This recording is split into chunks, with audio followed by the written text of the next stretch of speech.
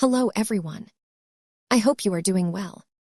And today, I would like to talk about my journey through education, because it is something that has shaped my life in many ways.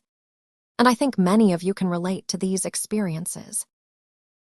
First of all, I started my education at a nursery school. And even though I was very young, I began to learn basic things while playing with other pupils. Then, I moved to primary school, where I studied different subjects, and I started to understand how important it was to behave well and complete my homework on time. After that, I went to a state school for my secondary education, and at that stage, I became a more serious student, because the exams were more difficult and the grades started to matter more.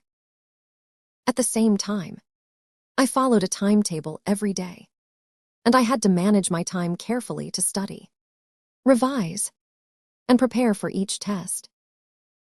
Later, when I reached high school, I had to choose some optional subjects, and although some were compulsory, I tried to pick the ones I enjoyed the most. Meanwhile, some students did not behave well, and a few of them were even suspended. But I always tried to stay focused on my goals.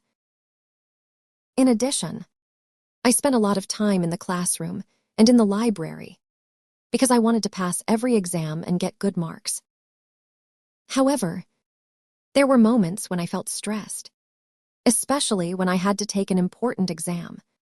But I never tried to cheat, because I believed in learning honestly.